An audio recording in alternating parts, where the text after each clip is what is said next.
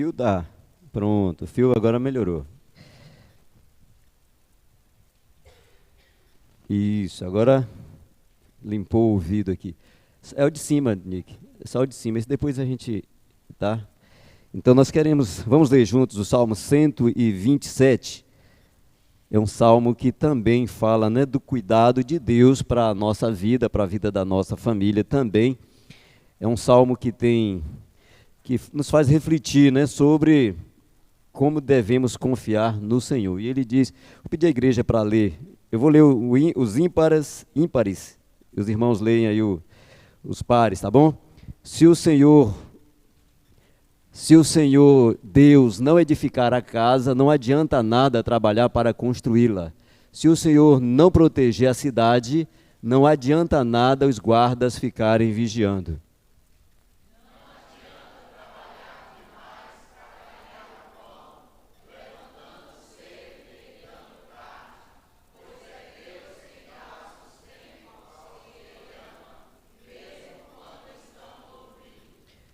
Os filhos são um presente do Senhor, eles são uma verdadeira bênção.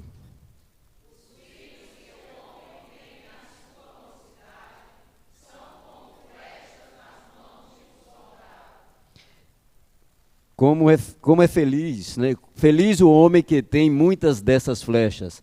Ele não será derrotado quando enfrentar os seus inimigos no tribunal. Amém? E os versos 1 e 2, ele fala desse esforço inútil, né? Muitas vezes imprimimos para conquistar as coisas sem nos colocar diante da vontade de Deus. Então ele diz que não adianta nada você levantar de madrugada, trabalhar até meia-noite, se o Senhor não for contigo, se o Senhor não for com a família, se o Senhor não for conosco, não adianta nada, né? Todo esse esforço será em vão. Então nós precisamos continuar confiando no cuidado de Deus. Por isso o tema desse ano é família vivendo a vontade de Deus. Vamos orar, vamos agradecer ao Papai do Céu. O Ministério de Louvor vai estar cantando louvores nesse momento também, né? Amado Deus, Pai que está nos céus, como são grandes os teus caminhos, Senhor, como são maravilhosos os teus ensinamentos. Pai, como é boa a tua vontade. Senhor, neste mês que se inicia o mês da família, nós já estamos nos colocando como família, né, diante do Senhor. Pai, que o Senhor possa continuar nos abençoando, derramando sobre a nossa casa, sobre o nosso lar, a tua vontade, que os nossos corações e mentes, Pai, continuem buscando o conhecimento da tua verdade. Ó Deus, e que o Senhor esteja sempre na direção das nossas decisões, Pai, nos fortalecendo, nos guardando e, acima de tudo, Deus, nos dando coragem para os enfrentamentos que são necessários neste dia, nesse tempo em que nós estamos vivendo como família. Senhor, já coloco diante do Senhor a minha família, a minha vida, a vida da Sol. Coloco já com o meu coração agradecido a vida do Edvan, que o Senhor tem trabalhado aquele coração, aquela saúde nesses dias, Senhor, que o Senhor possa estar fortalecendo, completando a cura dele também. Pai, e as demais famílias que têm passado por adversidades, por lutas, por enfermidades, Pai, por desconforto dentro do convívio familiar, que o Senhor possa, Senhor, falar aos nossos corações, nos mostrando o caminho certo a seguir, Senhor, porque a Tua palavra diz que é em vão o nosso esforço se o Senhor não estiver do nosso lado, Pai. E a Tua palavra nos garante que o Senhor permanecerá do nosso lado em todos os momentos das nossas vidas. E mais uma vez eu te peço pela família PIB do Prado, as famílias que nos visitam, Senhor, as famílias pradenses, as famílias que estão nos acompanhando através das redes sociais, que o Senhor possa nos conduzir para viver conforme a Tua vontade. Muito, muito obrigado, Senhor, por tudo, pela vida do pastor Carlos Uel, entre nós, já aqui no Prado, com a sua esposa, o seu filho, que eles possam ser usados pelo Senhor para transmitir-nos a tua mensagem nesta noite. Muito obrigado, meu Deus, por tudo. Mais uma vez, é a minha oração no nome de Jesus. Amém, amém e amém. Ministério de Louvor vai estar cantando, né? Para nós agora, para Deus, na verdade. Nós vamos juntos.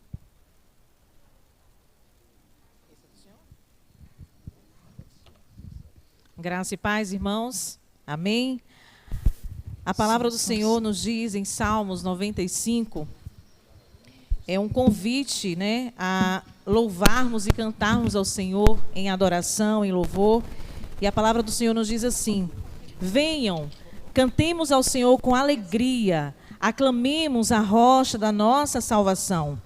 Vamos à presença dele com ações de graças, vamos aclamá-lo com cânticos de louvor, pois o Senhor é o grande Deus, o grande Rei acima de todos os deuses. Nas suas mãos estão as profundezas da terra, os cumes dos montes lhe pertencem.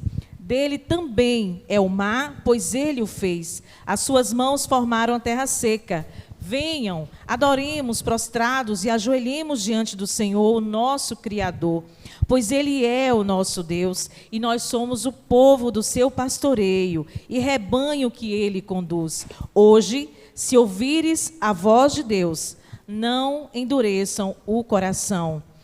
Nós vamos ficar até a parte A desse versículo 8, que você possa, nesse instante, você está convidado, a você que pode se colocar de pé. Vamos adorar o Senhor com alegria. Vamos louvá-lo nesse momento, e como a palavra do Senhor nos instrui, se hoje você ouvir a voz de Deus, que você não endureça o seu coração, mas que você possa se render diante deste Deus grande, poderoso, forte e fiel. Amém? Vamos declarar que somos esse povo abençoado de Deus, que estamos aqui com o único propósito de louvar e adorá-lo. Amém?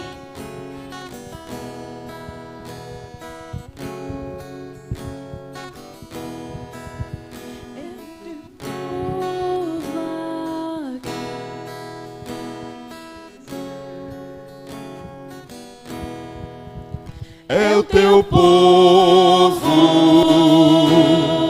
aqui presente, todos numa só voz, declarando que só tu és santo. Exaltamos teu doce nome, pelo amor, pela cruz, por teu Filho Jesus, pois és santo, sim, és digno de louvor e de ser adorado. És bondoso, Pai querido, entre todos os deuses, tu és verdadeiro Senhor.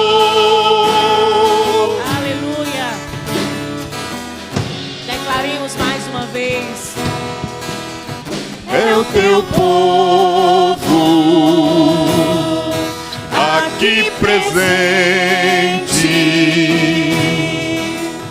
todos numa só voz, declarando que só tu és grande. Exaltamos teu doce nome, amor, pela cruz, por teu Filho Jesus, pois és santo, sim, és digno de louvor e de ser adorado. Pai bondoso, Pai querido, entre todos os deuses, tu és verdadeiro Senhor. Pois és santo, sim, és digno de louvor e de ser adorado. És bondoso, Pai querido, entre todos os deuses, tu és verdadeiro Senhor.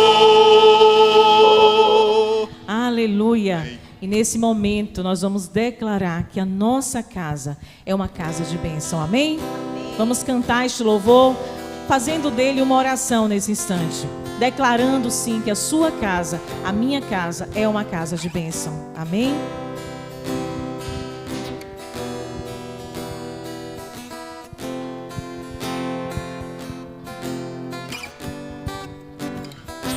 Minha casa será uma casa de bênção.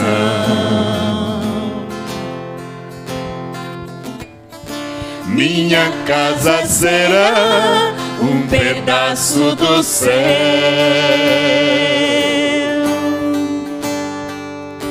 Nela estarão reunidos adoradores que só exaltam ao Deus verdadeiro e fiel. Aleluia. Declare mais uma vez. Minha casa será reconhecida Aonde Jesus habita, aleluia, como lugar de milagres e oração,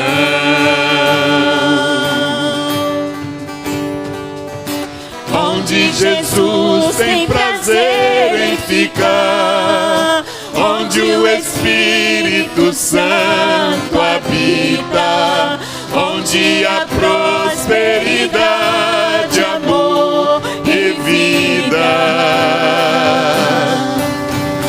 Faça do meu lar, Senhor, um lugar de harmonia. Faça do meu coração tua casa todo dia. Esteja à vontade pra ficar e nunca mais partir,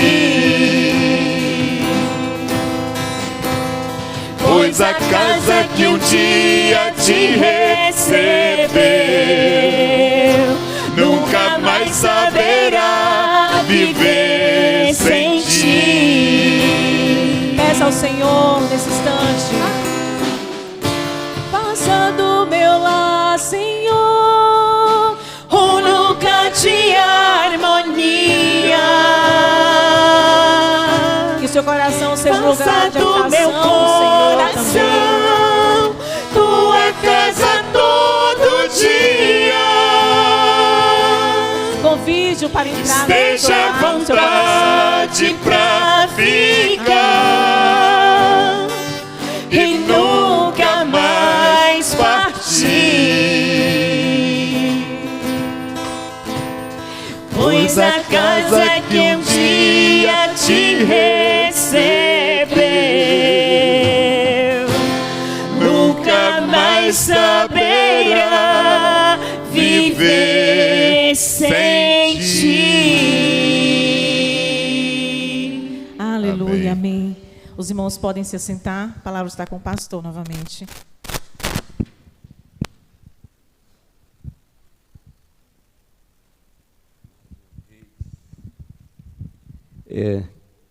Nós vamos trazer já o pastor Carlos Well aqui na frente, né, pastor? Por favor. Então nós vamos ouvi-lo, né?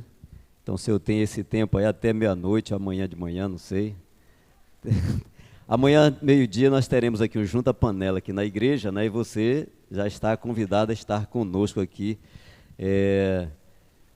para juntos, né? Degustar esse almoço de domingo aqui, tá bom? E pastor Carlos, não vai ter EBD amanhã de manhã, não, só o almoço mesmo, né? Preparar o almoço, que é para você ter tempo de temperar mesmo, né? E trazer um negócio bem temperado aqui, né? E à noite, e ao meio-dia a gente almoça junto, e à noite, às 18 horas, o culto no horário normal das 18 horas. O pastor Carlos Well é pastor na 2ª Igreja Batista, lá em Porto Seguro, né? E está aí com a sua esposa e o seu filho. Eu vou deixar que ele faça aí as apresentações, tá certo? É que nós aprendemos lá desde Tabatã, quem canta, canta, quem prega, prega, né? Então, cada um no seu. Então, vamos aproveitar para ouvi-lo, né? Vamos orar. Vou chamar aqui o irmão Jefferson para fazer essa oração aqui. Diácono, por favor, vamos orar aqui pelo pastor nesse momento.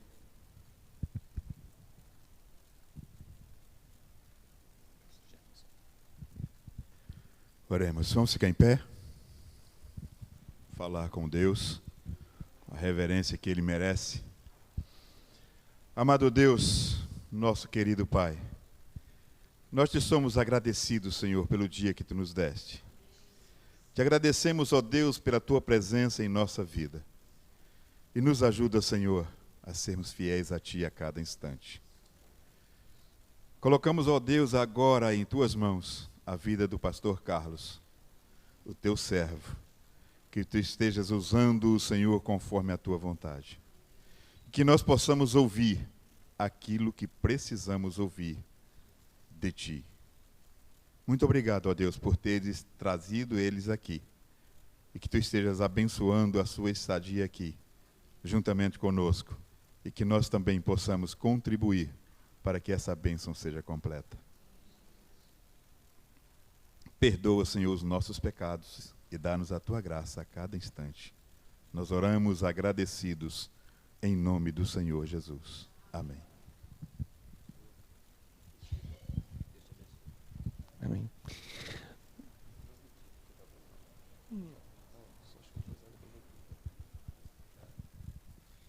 Boa noite, igreja. Graça e paz. Eu sou o pastor Carlos Uel, ali estou pastor da Segunda Igreja Batista em Porto Seguro, a igreja mais linda de Porto, e eu estou na igreja mais linda do Prado. Amém? Talvez quem seja um pouquinho mais velho, vai lembrar de mim. Eu já estive aqui em 1996. Foi um intercâmbio que aconteceu entre a Igreja Batista de Ibirapuã e o Prado. Eu era adolescente, tinha 16 anos. Foi uma alegria vir ao Prado e à praia. E hoje eu me alegro estar aqui novamente, né, quase 30 anos depois, junto com esta igreja, celebrando o mês da família, esse mês tão tradicional, né, no nosso meio batista.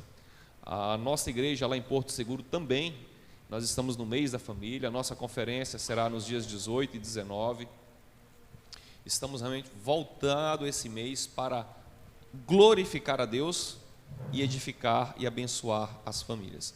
Que não podemos esquecer, família é um projeto de Deus, é bênção de Deus, mas nada substitui Deus. Deus tem que ser o centro das nossas vidas, o centro da igreja, o centro de nossas famílias. E quando Ele é o centro, aí sim, a família é abençoada.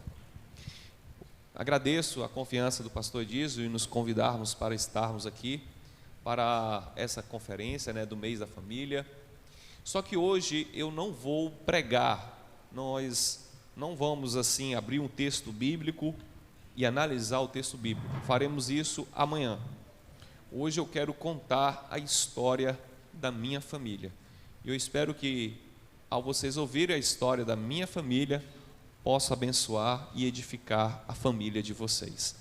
E eu não posso contar essa história sozinho, eu quero convidar a minha família, a minha linda esposa, o meu filho Isaac, por favor, apresentá-los, essa linda mulher, esse lindo garoto. Essa é a minha família, minha esposa Sinara, nós estamos casados desde 2006, então faz as contas, eu não posso errar, né, 17 para 18 anos. E nosso garoto que tem 7 anos. E para contar essa história, nós temos que fazer alguns recortes, seremos sucintos, porque dá para escrever uma minissérie, viu, gente? Ou um longa-metragem, a história é longa.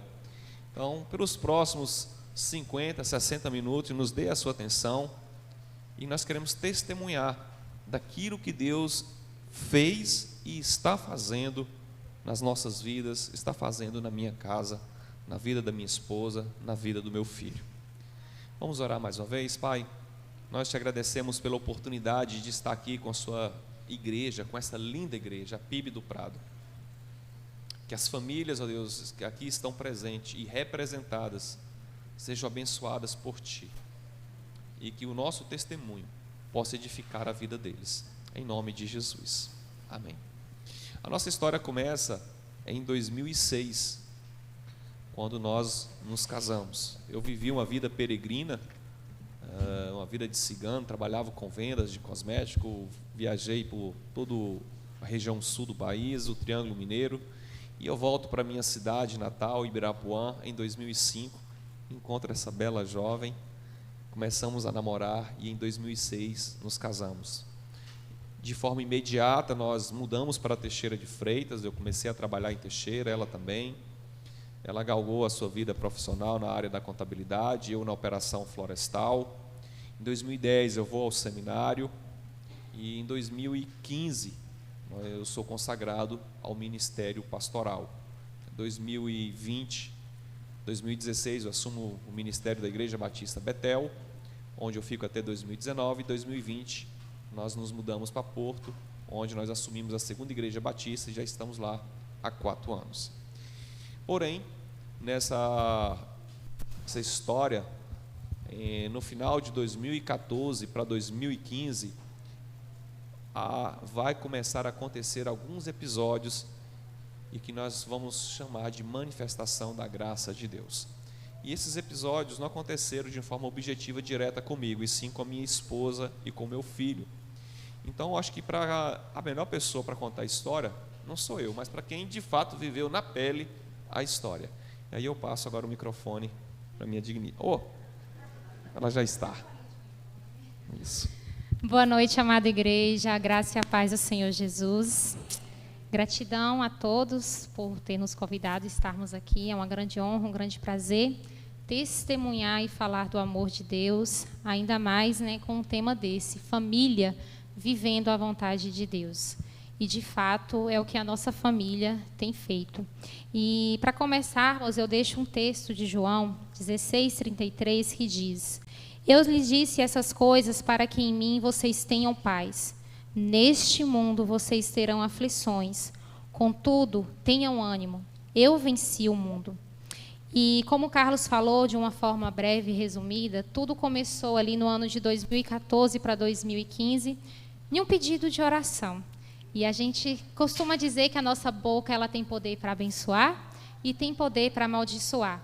Vivíamos um casamento pleno, bonito, perfeito, meandos ali aos 10 anos de casados, e o meu esposo, ele fala assim: nossa, amor, tanta gente nos procura para pedir ajuda, com tantos problemas, eu estou agora iniciando, vou ser pastor e tudo, eu preciso ter uma vida assim um pouquinho mais turbulenta, um pouquinho mais de testemunho, porque nós não temos nada para contar. Aí eu olhei para a cara dele assim, eu falei: amor, numa virada de ano. Eu falei assim: Deus, Ele não sabe o que pede. Amor, desfaz essa oração. Ele: não, amor, só um pouquinho de turbulência tá bom. Eu falei: Pai, Ele não sabe o que pede, mas tem de misericórdia.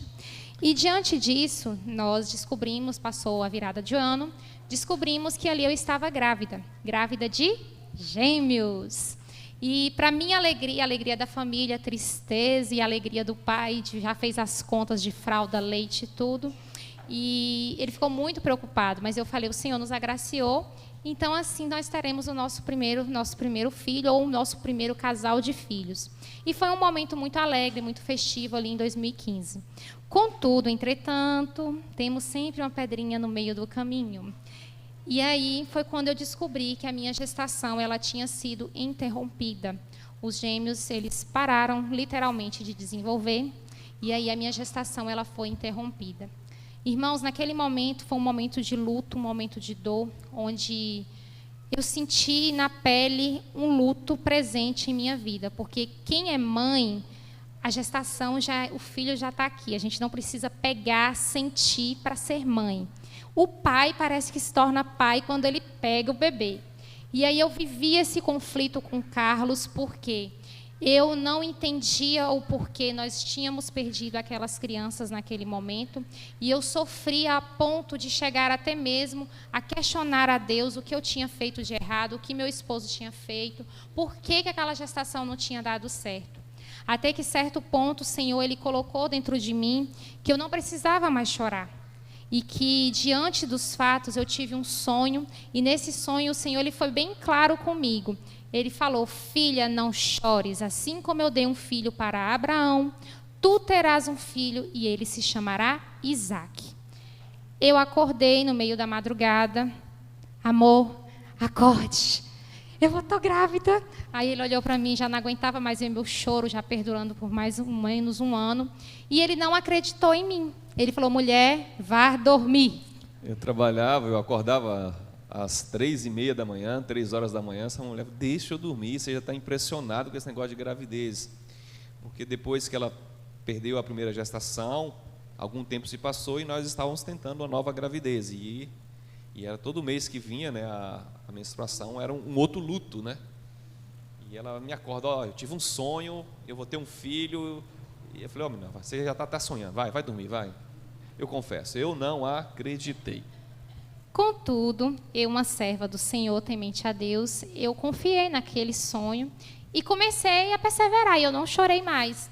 Passaram-se 2 meses e eu descobri que eu estava grávida. Mas eu não contei para o Carlos, porque ele não acreditou em mim, e eu esperei completar pelo menos 2 ou 3 meses para mim ter certeza, para mim falar assim: homem, eu de fato estou grávida. E quando eu fui levá-lo para dizer, eu já estava indo para o 3º mês, que quando eu fui fazer aquele exame da translucência nucal. E aí eu fui convicta que era um Isaque. E ele foi de rosa, gente. Vocês precisam ver. A camisa dele era tipo aquela camisa da irmã ali, rosa, pink, maravilhosa, porque o sonho dele era ter uma menina. Quando chegamos lá, o médico perguntou, falou que o bebê estava bem, tudo maravilhoso, e perguntou se nós queríamos saber o sexo da criança. Aí eu olhei para o doutor Almi, que era muito amigo meu e ainda continua. Ele falou: doutor, é um menino, vai se chamar Isaque. Aí ele: mas você já fez ultrassom? Eu falei: não, Deus falou comigo em sonho. Aí ele riu, né? Ele: e aí, pai, você acha que é o quê? Pela cor, eu acho que é menina, né? Aí o pai riu. Aí ele olhou, ele falou: bom, você e Deus estão assim, porque é um menino. Eu fiquei extasiada. Falei: meu Deus, glória a Deus, e glorifiquei o nome do Senhor. E ali eu fiquei muito feliz, porque de fato Deus tinha me mandado. Eu nunca imaginei ter um filho com o nome Isaque, era Davi Vitória. E o Senhor alegrou nossos corações e de fato trouxe sorriso aos meus lábios. Mas como toda história tem uma pedrinha no meio do caminho. Não poderia ter uma história de Isaque sem ser uma história de fé. Na nossa morfológica, tudo caminhando muito bem, tudo maravilhoso, contamos para a família. E no 4º mês eu conto para a minha família que estávamos já tudo certo, o Isaque estava super bem, e fui fazer o exame da morfológica. E nesse exame eu descubro que o Isaque estava com o coração desviado para a direita e que ele tinha algum problema no coração. E aquilo caiu de novo na minha vida como algo muito triste, muito dolorido, porque eu já passei na cabeça: meu Deus, vai dar tudo errado, como assim? E aí foi quando nós deslocamos até o meu médico, ele nos encaminhou até Vitória, no Espírito Santo, para irmos fazer um exame de medicina fetal, onde nós descobriríamos de fato o que estava fazendo Isaque ter o coração do lado direito. Chegando em Vitória, descubro que o problema, de fato, não era no coração, era pior do que no coração. Era no pulmão dele. O pulmão dele tinha uma má formação adenomatoide cística pulmonar, e isso fazia com que o pulmãozinho dele crescesse dentro da caixa torácica, e todos os seus órgãos eles eram empurrados. Inclusive o coração ele estava empurrado para a direita, já para baixo da clavícula. E isso, em qualquer momento, o Isaque ele poderia ir a óbito no meu ventre e ele poderia entrar no estágio de hidropsia fetal. Ou seja, eu também corria risco, porque se ele morresse e eu não percebesse, poderia ter um processo de infecção. E aquele médico, quando ele me deu essa notícia, foi muito, literalmente, drástico e disse para mim: olha, o problema não é grave, é gravíssimo, e as chances de sobrevida são mínimas. O que eu conheço da literatura dentro da medicina fetal é algo só na literatura. Então, assim, eu tenho que fazer uma pesquisa, algo para encontrar no Brasil uma única equipe que cuida desse tipo de caso, mas eu não tenho, em momento aqui, essa equipe. E o que eu posso dizer é que você tem liberdade para, se você quiser tirar, interromper a gestação, você pode interromper, porque as chances de sobrevida são mínimas. E quando você chegar no 7º mês, geralmente ele já vai ter ido a óbito também. Ou seja, as minhas possibilidades eram praticamente zero. Voltamos em um luto de Vitória novamente, mas eu falei, eu não aceito que mexam em mim. E falei com ele, não aceito que retire o menino de mim. Se Deus me deu, ele vai tirar no tempo dele, não vai ser eu que vou fazer isso. E aí voltamos, e como uma mulher ansiosa... E esse médico, né, ele deu assim um diagnóstico muito duro, né, sem chance, falou, olha, existe talvez uma possibilidade de tratamento e existe uma equipe médica apenas no Brasil que trata, porque é um procedimento cirúrgico que tem que ser feito ainda no útero da mãe, uma cirurgia chamada intrauterina, e só tem uma equipe médica no país. Vocês voltam para Teixeira e eu vou investigar, procurar, fazer contato com essa equipe médica e passar o contato para vocês. E aí nós assim voltamos para Teixeira e ficamos aguardando, né, a resposta desse médico, nos encaminhar o contato dessa equipe médica, fazer a ponte, né, com essa equipe médica que existia em São Paulo. Mas ela é muito ansiosa, se antecipou a ele e ela vai contar. Gente, eu era ansiosa, hoje eu não sou mais, graças a Deus. Naquela época eu era muito ansiosa e eu falei, eu não vou esperar o médico me falar isso, o menino está morrendo dentro de mim, eu vou ter que fazer alguma coisa. Deus, assim como o Senhor falou com Moisés, fala comigo de alguma forma. E fui para o joelho, chorei, foram noites terríveis, a primeira semana mesmo eu não dormia. E a igreja começou a clamar, na época nós estávamos na Belém, pastor Joel, toda a igreja, as igrejas, eu acredito que essa igreja deve ter orado por a gente também, porque foram várias igrejas que oraram pelas nossas vidas, e começamos uma campanha de oração. E naquele caminho que eu fazia para o trabalho na BR-101, eu senti, e quando eu cheguei no trabalho, minha bolsa caiu. Eu não sei a bolsa das mulheres daqui da PIB, mas a minha é muita coisa que tem dentro da bolsa, sabe? Mas a minha bolsa caiu e caiu um cartão de um plano de saúde que nós não tínhamos mais. Porque, na época, meu esposo trabalhava na Fibra e a Fibra tinha migrado do MedService para a Unimed. Então, aquele plano ele não funcionava mais por conta da migração. E aí, algo dentro de mim falava, liga para este cartão. E eu falava, mas esse cartão não funciona mais. E aí eu olhava para o cartão, catando as coisas, ligue para o cartão, ligue para o número que está no cartão. E, como humana, guardei tudo e fui tomar meu café. Eu falei, mas esse cartão não funciona mais. E a voz continuou, aquele sentimento dentro de mim. Até que, quando eu volto do meu café, junto com o pessoal da empresa, larguei o trabalho, fui para o santo Google, não achei nada. Liguei para o 0800 que tinha no cartão. Falei, vou ver o que vai acontecer. E ligando para esse número, a atendente me falou que existia uma equipe médica no Brasil que cuidava da situação do meu filho, que era em São Paulo, na maternidade Santa Joana. Ela me deu a palavra-chave, maternidade Santa Joana. A partir dali, eu fui para a internet pesquisar sobre a medicina fetal, quem era esse médico. Eu descobri uma reportagem que passou na Ana Maria Braga, de um único bebê que tinha feito essa cirurgia intraútero e que estava vivo no Brasil, que era o bebê Samuel. E que o doutor Antônio Fernandes Moron, ele tinha feito essa cirurgia a céu aberto e que a criança estava bem. Aquilo eu peguei como uma verdade, eu falei, eu também, se ele está vivo, o meu também vai ficar. E eu liguei para esse hospital, consegui falar com a secretária, e naquela época não tínhamos consulta online, como hoje nós temos essa facilidade. Eu implorei para que ela falasse com o médico, para que ele pudesse ver os meus exames por e-mail, para que eu não perdesse uma viagem e ele não pegasse o meu caso. Até que então, eu consigo falar com ela, ela tenta falar com o médico, conseguiu. No outro dia, o médico me liga e fala, filha, o seu bebê ele está com risco de morte. Isso era numa terça-feira que eu fiz a ligação. Na quarta, ele me ligou e ele falou, o máximo que você pode estar aqui em São Paulo seria até sexta, para ele não ir a óbito. Eu, mais do que depressa, uma mulher assim que não consulta o marido, que não era nada sábia, eu vou, doutor, eu não quis saber de valor, não quis saber de nada, eu quis saber que eu ia lá cuidar do meu filho. Amor estava lavando o carro no fundo do quintal, falei, amor, nós vamos para São Paulo, consegui um médico. E ele olhou para mim, ele falou, como assim? Eu falei, não, eu consegui um médico, o médico que vai operar nosso filho, ele vai ficar bem, tem um bebê de Uberlândia. Aí eu comecei a contar para ele o que eu tinha feito às escondidas. E ele simplesmente disse, não, nós não vamos para São Paulo.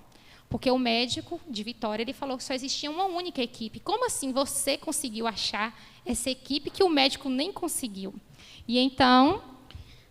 Eu duvidei, né? Porque nós estávamos num momento emocional muito fragilizados. Qualquer promessa, a gente se agarraria, né? Ficamos com medo de ser de alguém estar enganando ela, né? Então eu faço contato com o médico de Vitória e apresento o nome do Antônio Moron para ele e falo assim, e aí ele responde para mim: ô Carlos, é essa e meia. Agora, como ela conseguiu essa consulta, eu não sei, que eu estou tentando aqui e não consigo, mas como ela conseguiu, mas se é esse aí, o Antônio Moron, Deus. vai mesmo, que ele é o cara, é o papa da medicina fetal, pode ir.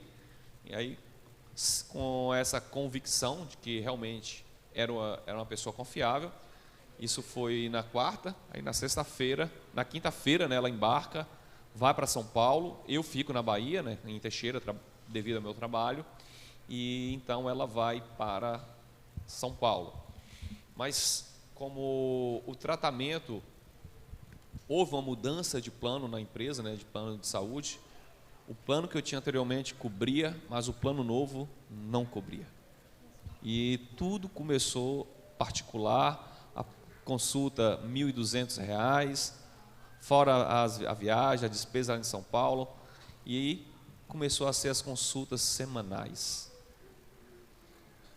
E aí ele fez um pacote para nós, baixou para 600, mas toda semana, toda consulta 600 por semana, fora medicação, fora translado lá em São Paulo, fora alimentação, enfim. E as economias da casa, desapareceram. E nós que vivíamos uma vida financeira, não éramos ricos, mas vivíamos de uma forma confortável. Eu trabalhava numa multinacional, ela trabalhava também numa multinacional, tínhamos 2 planos de saúde, tínhamos um salário razoavelmente para um casal que ainda nem tínhamos filhos, vivíamos bem. Tínhamos economias, mas essas economias viraram poeira. E então ela vai ter a primeira consulta, e nessa primeira consulta tem uma resposta de Deus que ela vai compartilhar. E nessa primeira consulta, irmãos, eu cheguei com a cara e com a coragem, com Jesus na frente. E descansada no Senhor e chorando com medo, temerosa, o médico vira para mim e fala: seu filho está em risco. No máximo, terça-feira, a cirurgia a céu aberto, nós vamos te abrir de cintura a cintura, tiramos o seu útero para fora, operamos a criança, colocamos o útero novamente na barriga, você vai para a UTI, fica por lá, até completarmos o 7º mês, retiramos o bebê e tudo ok. Eu olhei assim, fiquei assustada. Segunda opção, estou desenvolvendo um trabalho científico que ainda estamos em teste, que ele é um doutor na faculdade lá em São Paulo, e nós estamos em teste de uma medicação. Se você quiser, nós podemos testar essa medicação até na terça-feira. Se a criança responder bem ao tratamento, nós damos sequência a esse tratamento com essa medicação, e aí você pode ter um tempo de ressalva.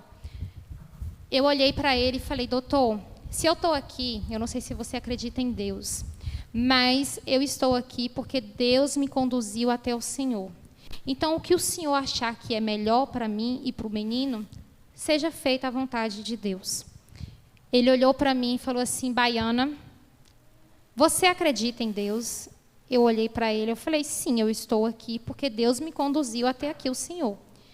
E aí ele pegou, abaixou, pegou um pacotinho de fraldas da Mônica, era aquelas pequenininhas, parecia um pacote de lenços umedecidos. Ele falou assim: segure essa fralda, porque eu vou ser apenas um instrumento de Deus para cuidar de você e do seu filho. E naquele momento as minhas lágrimas desceram, as dele também, nós nos abraçamos, e ali naquele mesmo dia nós já começamos o tratamento com a medicação. E também fazer os exames pré-operatórios para a possível cirurgia na terça-feira.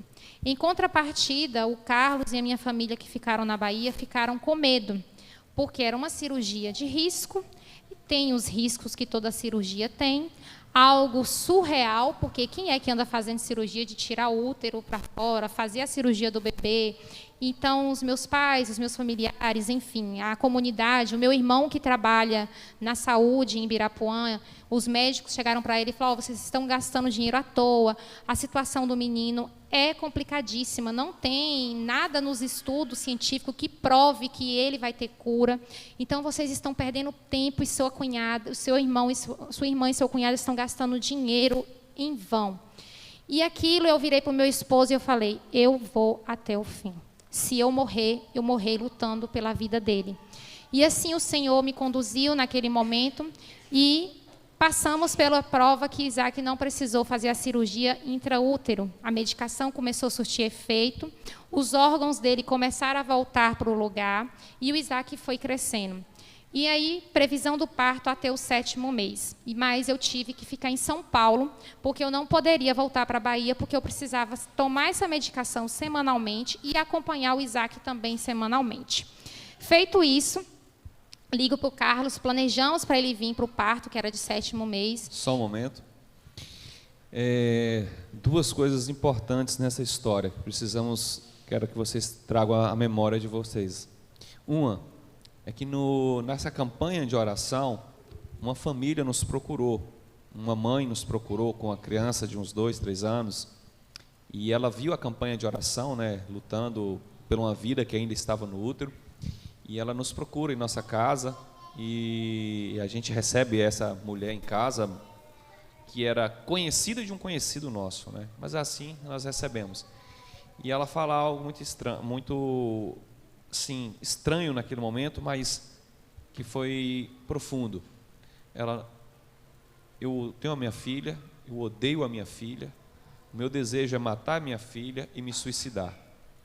E eu ia fazer isso. Aí quando eu vejo a campanha de vocês lutando pela vida do seu filho, eu descobri o presente que Deus me deu. E aí nós começamos a entender que a vida do Isaac, mesmo que, ainda que ele viesse, né, a óbito, e já tinha cumprido um propósito. Pelo menos 2 vidas já tinham sido salvas. E na nossa cidade natal, Ibirapuã, que é uma cidade pequena, foi difundida essa história, né, até mesmo pela campanha de oração, mas foi difundida a história que nós estávamos possivelmente sendo enganados por essa equipe médica em São Paulo. Porque um dos médicos locais de Ibirapuã afirmou que isso era impossível, que Isaac não tinha chance alguma. Mas esse médico também, ele era ateu. Gravem isso, tá bom? Outra coisa importante é que nós pesquisamos, e como o plano negou a cobertura, eu lutei com a minha empresa, já estava tentando acionar a justiça, e nós fomos buscar a história do Samuel, que é uma criança que teve um quadro semelhante ao de Isaac, 2 ou 3 anos antes, e fomos consultar quanto que foi que essa família gastou, quanto que eles gastaram. Na época, né, isso foi antes, o nosso caso foi em 2016, o deles provavelmente foi em 2013 ou 2014. Eles gastaram aproximadamente R$300 mil.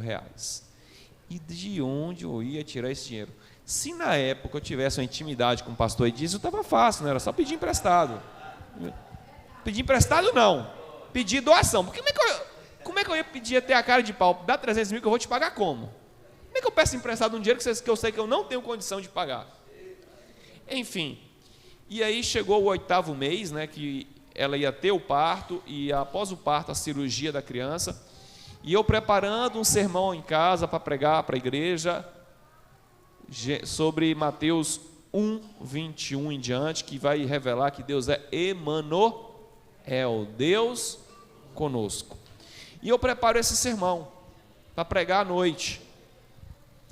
E isso era uma quarta-feira. Eu saio do meu escritório lá na minha casa, vou para o sofá, me ajoelho, entrego, consagro. E aí quando eu termino, o telefone toca. Aí o plano liga para mim: Senhor Carlos, estamos ligando que tal, nós não vamos dar cobertura. O parto já era para segunda-feira, isso era uma quarta-feira, eu na Bahia, ela lá em São Paulo. Aí meu mundo desmorona, tipo assim, como eu vou dar essa notícia à minha esposa lá em São Paulo que não tem cobertura? E de onde eu vou tirar 300 mil? E aí eu percebi que o sermão que eu preparei não foi para a igreja, foi para mim. Emanuel, Deus conosco. Aí eu chego na igreja, conto a história que o plano negou a cobertura e falo: olha, eu vou pregar aqui, mas esse sermão é para mim, vocês ouvem se vocês quererem. E aí então eu prego para a igreja e faço uma oração, a oração que funcionou. Vocês não aprendem não copia não. Eu cheguei diante de Deus, falei: Deus, eu não aguento mais, a batata está quente. ela é sua agora. E eu só fiz chorar. Quinta-feira, o telefone toca. Eu não tinha falado ainda com ela. Tinha tentado acionar alguém da família para acionar a justiça, para a gente tentar pela justiça. Aí quando é na quinta-feira o telefone toca. Liga. Senhor Carlos, nós estamos ligando para dizer que foi repensado o seu caso e nós iremos dar total cobertura para sua esposa e para o seu filho. Ela vai contar um pouco sobre o parto e a cirurgia, depois no final conto quanto que eu paguei, ou quanto que eu não paguei.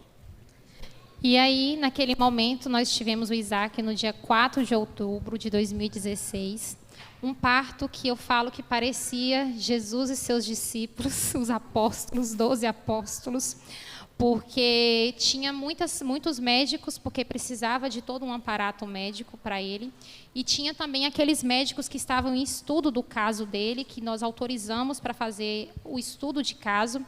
E quando meu filho sai daqui dessa barriga, o médico, ele saiu roxinho, ele para e fica olhando, e eu não entendia nada. Mas Dr. Moron, ele colocou as mãos, impôs as mãos sobre o Isaac, sem cortar ainda o cordão umbilical, porque a criança só respira quando corta, de fato, o cordão umbilical. E aí ele orou sobre o Isaac, e eu ansiosa, o que aconteceu? Meu filho morreu, por que ele está roxo? Eu quero ver ele. E eu não entendia. Mas quando ele corta, de fato, o cordão umbilical, o Isaac chora. Só deu tempo dele mostrar rapidamente para a gente, e correram todo mundo da sala. E eu só fui ter notícias do Isaac à noite. Isso era 12h35 quando ele nasceu. Nasceu pesando 3,340 kg para uma criança prematura, excelente peso, com 52 centímetros de altura, altura maravilhosa. E o médico falou, se ele chegasse ao 9º mês, ia ser mais de 4 quilos. Então, ele tinha peso e altura para a UTI, mas até então eu não sabia, porque o Dr. Moron, ele me preservou todo momento para não me contar que o Isaac seria submetido à cirurgia assim que ele nascesse. E aí, chegando ao quarto, eu não deparo com meu marido, não deparo com minha mãe, não sei notícias do meu filho. Eu falei, morreu. O que aconteceu com esse menino? E aí, de fato, eles me levaram para ver o Isaac depois que estabilizaram ele, que ele já estava na UTI, cheio de aparelhinhos. E aí foi me levar para conhecer o Isaac novamente. Naquele momento que eu tive a oportunidade, eu lembro que eu orei, cantei para ele, que eu gostava muito de cantar, até hoje nós cantamos, né, filho? E o Senhor, ele cuidou e continua cuidando de nós em todos os momentos. Mas algo que ficou marcado foi que a soberania de Deus e a forma como o Dr. Moron, ele era visto naquela maternidade, não apenas como médico, mas como um anjo que cuidava de crianças e cuida das mães dessas crianças, porque a UTI era cheia de bebês de múltiplas formas, que eu fiquei assim, meu Deus, o meu filho diante disso aqui não tem nada. Eu vi crianças que funcionavam sem o coração, porque estavam mexendo no coração e ele estava ligado em uma bomba e ele estava lá. E hoje ele está vivo, o Christopher está vivo. Nós temos um grupo de mães de UTI que o Christopher tem a mesma idade do Isaac. Eu vi crianças que estavam na palma da minha mão, que é a Sarinha, que está viva, para a honra e glória do Senhor Jesus. E vários outros casos. Teve o caso do Miguel, que foram 19 cirurgias, e que o Miguel continua vivo hoje também para a honra e glória do Senhor Jesus. Mas o Isaac, ele teve que passar pela cirurgia. Mas até então, eu achei que a cirurgia seria para tirar os cistozinhos do meu filho. Aí o médico volta e me diz, o seu filho é um guerreiro. Aí eu olhei, deu tudo certo? Ele, sim, ele é um guerreiro. E eu não entendi por quê. Eu falei, sim, doutor, mas e aí? Aí ele, não era uma simples MAC. Ele tinha um sequestro pulmonar, ele teve uma MAC com a massa muito grande e nós tivemos que tirar 75% do seu pulmão esquerdo. O Isaac não tem o pulmão esquerdo, ele só tem 25% do lóbulo superior e esse lóbulo ainda estava atrofiado, ou seja, ele só tinha em funcionamento pleno o lado direito do seu pulmão, que são 2 lóbulos. E eu, como que ele vai viver sem pulmão, doutor? Vai ficar com... Logo vem as perguntas. E ele falou, não, vamos para a UTI, vamos ver como vai ser as próximas horas e tudo vai acontecendo. Naquele momento, eu não entendia, eu chorava muito, mas confiante que a vontade de Deus ela é boa, perfeita e agradável. E todos os dias eu voltava para Guarulhos, voltava para o centro de São Paulo, para tirar leite para deixar na bomba para que Isaac pudesse ser alimentado via sonda.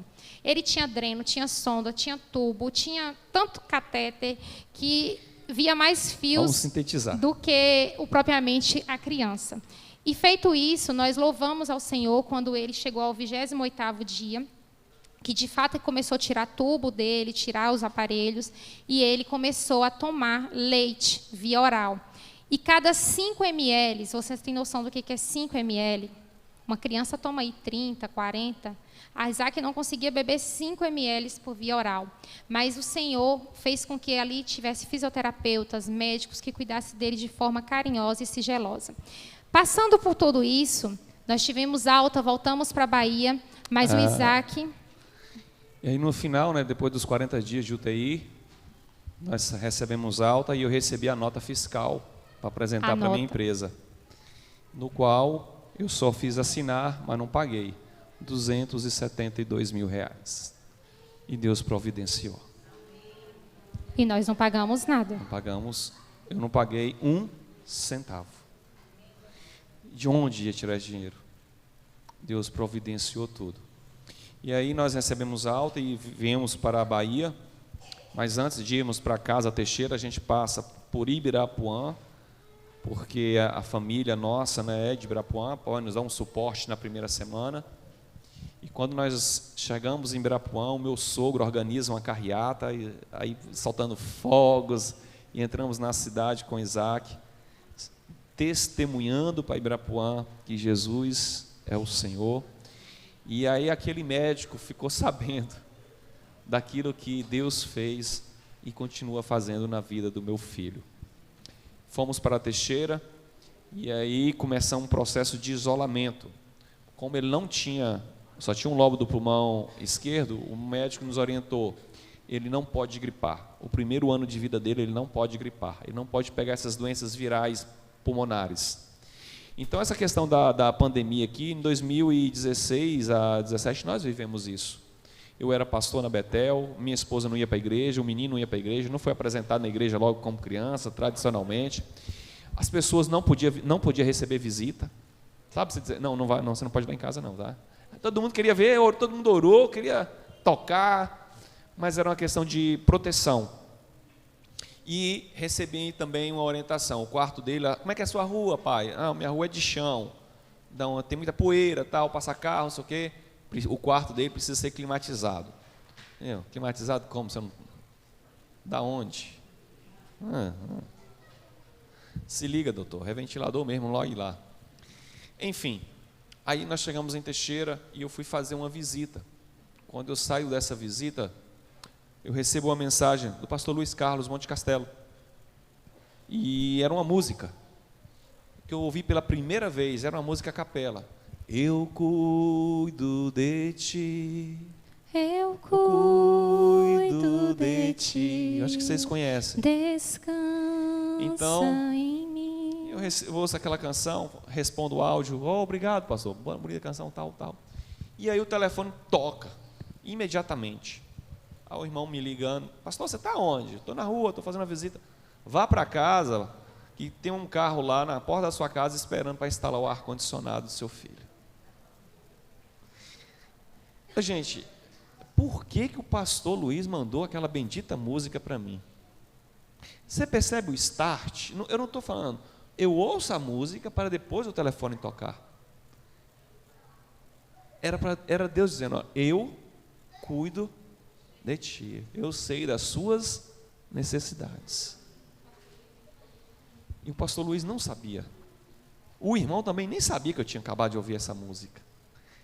Mas nós entendemos que foi Deus dizendo, eu cuido de ti. E Deus que realmente cuidou de tudo. E tem cuidado de tudo. E um menino que não era para ter vida, está aqui diante de vocês, o nosso Isaac. Hoje com 7 anos de idade. Essa é uma das histórias.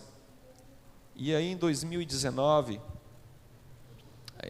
nós vamos descobrir uma série de coisas com o Isaac, restrições alimentares, leite, ovo, nós vamos lutar pelo leite, que a latinha custava R$160, enfim, e ao longo das medicações, terapias, e Deus vem providenciando tudo até hoje. Em 2019, acontece um fato. Eu estou ali na Betel como pastor e trabalho ao mesmo tempo. E eu não suporto, a carga é grande. E eu quero dizer aqui para vocês, né? O pastor de vocês é um homem de fé, eu mais ou menos, olha lá. Em 2019, um sábado, eu já não suporto mais, porque eu tinha uma carga de trabalho de 60, 64 horas semanais e pastoreava. E aí eu digo para Deus, ó Deus, eu quero continuar no ministério, eu não vou abandonar o ministério, eu entendo o meu chamado pastoral, foi o Senhor que me chamou, mas eu também não vou largar meu emprego porque é o sustento da minha casa, e eu não tenho fé para largar meu emprego não. Apesar de todas as vezes, evidências que Deus já tinha trago, mas eu falei, eu não tenho fé não, eu não vou pedir conta, o Senhor me demite. Eu faço essa oração no sábado, terça-feira eu sou demitido. Aí eu falo assim, aí, aquela oração fala assim, ó Deus, por que essa foi tão rápida, né? E aí em 2019 eu fui demitido. Aí, enfim, e na Betel é uma igreja que não trazia o sustento pastoral. O rico da igreja era o pastor, junto com a sua família que trabalhava. Enfim, eu era operador de máquina, gente. Então, a igreja não tinha essa condição.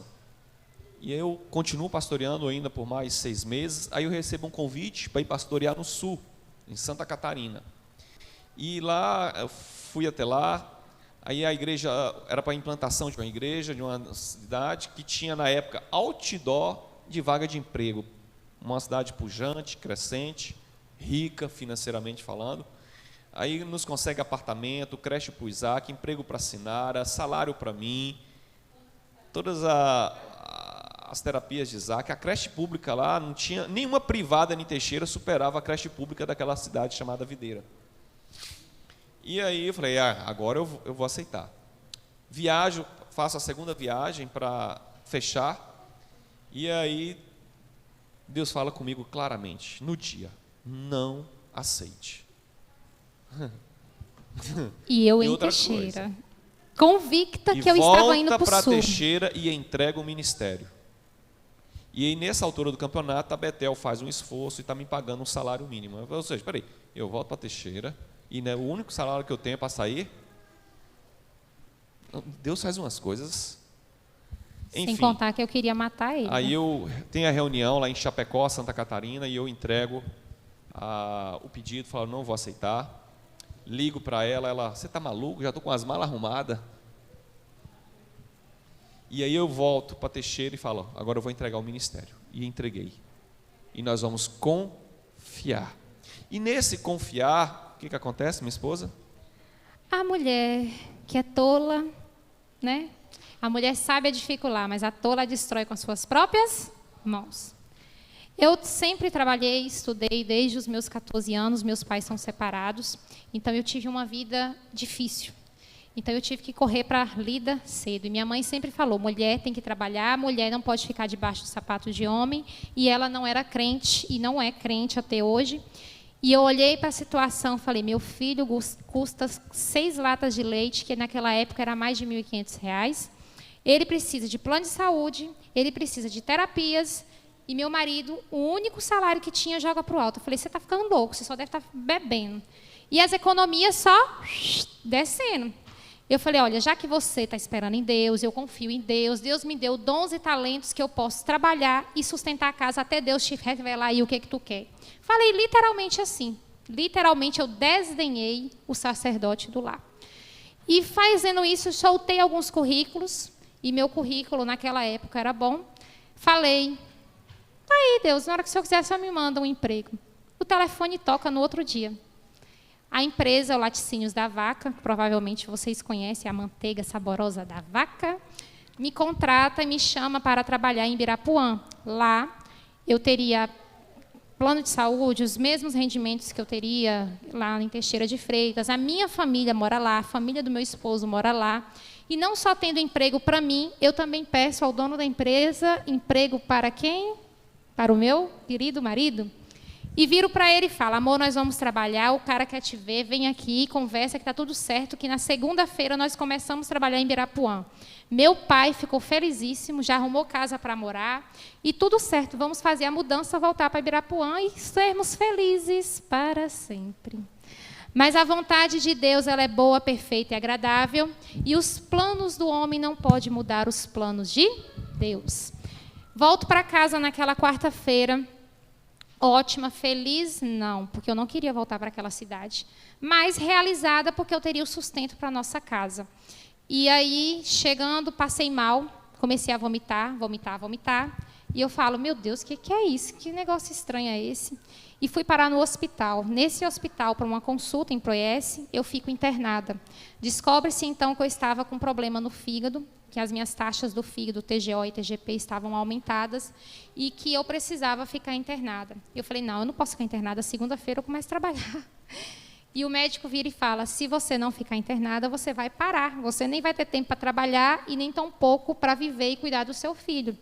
E eu ligo para o Carlos e falo: amor, o negócio estreitou aqui no hospital, eu estou com um problema no fígado que eu não sei o que é, vão investigar e eu vou ter que ficar internada.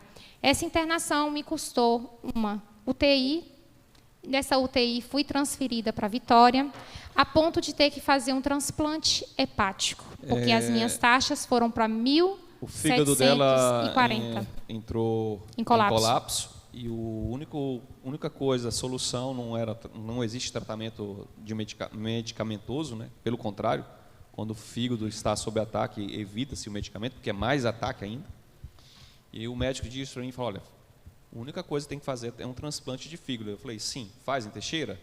Não, faz aonde? Capital, Vitória, Salvador. Eu falei: então, bora Vitória, que é a nossa capital mais prática, né? Próxima e temos mais acesso.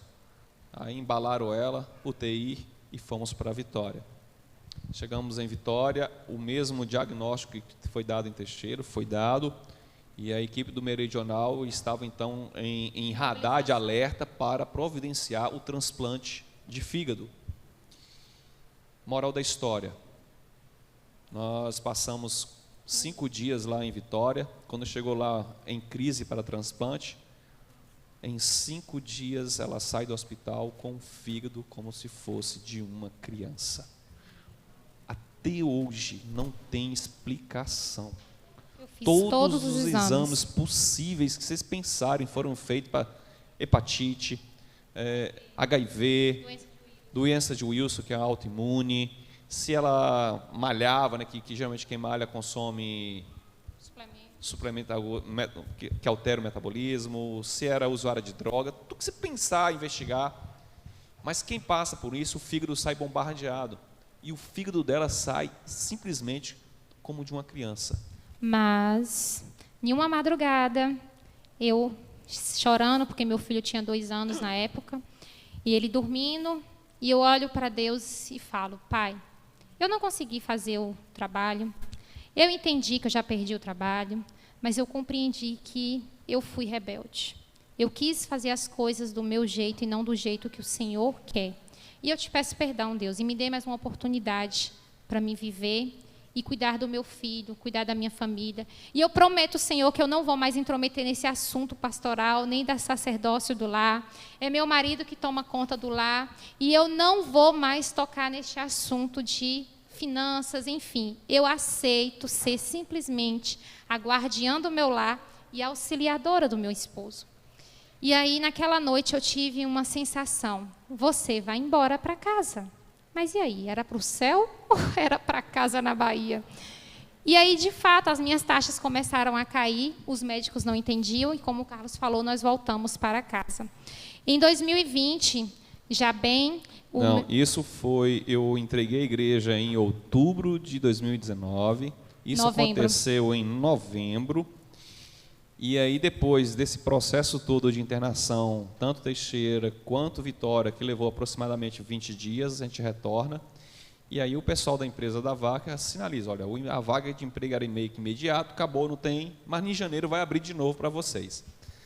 E aí, nesse intervalo, eu recebo um convite para ir pregar em Porto Seguro. Um colega meu de 1999 que trabalhamos junto em Santa Catarina. Ele já estava morando em Porto, me faz o convite para ir a Porto. Eu vou, prego, há um namoro, como se diz, com a igreja, e então, posteriormente, a igreja me convida para fazer uma conferência. A gente realiza essa conferência e, posteriormente, isso foi em janeiro já, né, de 2020, e em março eu assumo como pastor da Segunda Igreja Batista em Porto Seguro. E a gente percebe a mão de Deus na condução da história. Não é para vocês ir para Ibirapuã. Ainda eu tenho que dar um ataque no fígado dessa mulher, mas eu vou impedir, porque eu tenho outros propósitos. O que nós aprendemos com isso? Primeiro, que nós precisamos ter submissão a Deus. Muitas vezes nós queremos tomar as rédeas da vida, controlar. E esse, gente, foi o pecado de Satanás. Ele não quis ser um anjo, ele quis ser igual a Deus ou superior a Deus. Esse é o pecado de Eva e Adão. Eles não quiseram ser submissos a Deus, eles quiseram ser igual a Deus. E nós cometemos esse pecado constantemente, querendo tomar as rédeas da vida. Eu digo o que eu quero para mim, eu digo o que é certo para mim, eu que determino, eu que faço as escolhas. Ser Deus de nós mesmos. E o Evangelho nos convida, renuncie a si mesmo e permita que Deus conduza a sua história. Então, em 2020, nós mudamos para Porto. Eu assumo a Igreja Batista lá no dia 7 de março, e no dia 17 de março tem um primeiro edital do pastor Carlos. Fecha a igreja, pandemia. Imagina como Agora, a esposa fica. Voltando à história de Videira, Santa Catarina. Deus disse não em outubro. Nós íamos implantar uma igreja em Videira, ia começar a partir de uma família, um projeto batista, batista pioneira, que está debaixo do guarda-chuva da Convenção Batista Brasileira, mas eles são derivados dos alemães, nós somos dos americanos. Me diz, como ia começar um projeto de igreja no ano de pandemia? Se as igrejas fechavam. Mas em outubro nós não sabíamos, mas quem sabia? Deus. Então, nós precisamos estar sensatos para ouvir. Às vezes, o não de Deus é bênção, só que nós não entendemos. E eu costumo dizer assim, o suco de Deus sempre começa amargo, mas termina doce. Mas o suco do diabo sempre começa doce, mas vai terminar amargo. Então nós assumimos a CIB Porto nesse contexto de pandemia. Mesmo em pandemia, a igreja passou 3 meses fechado. Nós reabrimos a igreja e a igreja cresce no período de pandemia.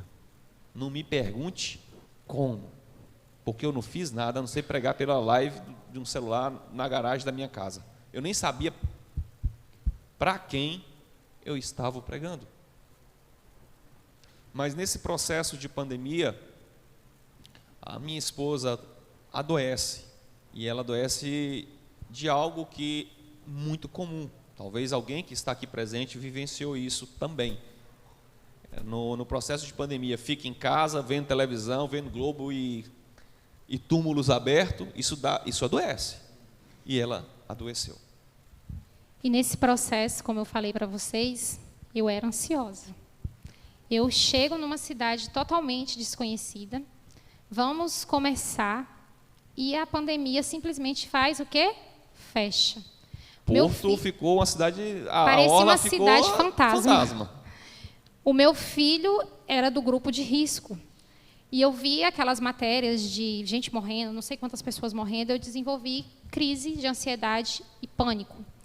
E aí eu não aceitava, eu falava, não, mas como assim ansiedade e pânico? Eu fiz todos os exames que você pensar. Coração, porque o coração acelerava. Esse homem saía para ir para a igreja, para receber algumas pessoas, os alimentos também. Eu passava mal quando ele saía de casa, porque no meu psicológico eu achava que ele ia trazer o vírus, e meu filho ia ser acometido e automaticamente ia morrer. As compras no mercado, eu colocava em cima da mesa, era álcool, que boa, as roupas tirava lá fora, era um negócio maluco. e eu vivi um ano tendo crises de ansiedade. 2021, melhorando da crise de ansiedade, as coisas começam a melhorar de fato em Porto Seguro, a pandemia já está mais controlada. Faço os meus check-ups por conta do fígado, porque até hoje, graças a Deus, não descobriu, não tenho nada, para a honra e glória do Senhor Jesus. Mas eu descubro que eu estava com adenocarcinoma no meu estômago. E esse palavrão, que talvez vocês não sabem o que é um câncer no estômago. E quando eu abro o meu exame, eu começo a chorar, e ele não entendia, porque o meu avô também teve câncer no estômago. Eu vi o meu mundo desmoronar. Tudo aquilo que eu passo um filme na sua cabeça, e literalmente eu vi a morte na minha frente, a esfregar literalmente um decreto de morte. E eu chorava e não entendia por que aquilo estava acontecendo comigo. Ligo para o meu médico da Bahia, aqui, o doutor André. Ele vira e fala: Sinara, realmente é um adenocarcinoma, ele é um câncer agressivo, aqui não tem tratamento, vai para uma capital, São Paulo, Belo Horizonte, Salvador e Vitória, e corra contra o tempo. Nesse momento, fiquei sem chão, fomos até Vitória, consegui o tratamento, e o médico vira para mim e fala: você vai passar pelo processo de quimioterapia, depois faremos a cirurgia, depois quimioterapia mais radioterapia. Naquela época, eu tinha um cabelo aqui.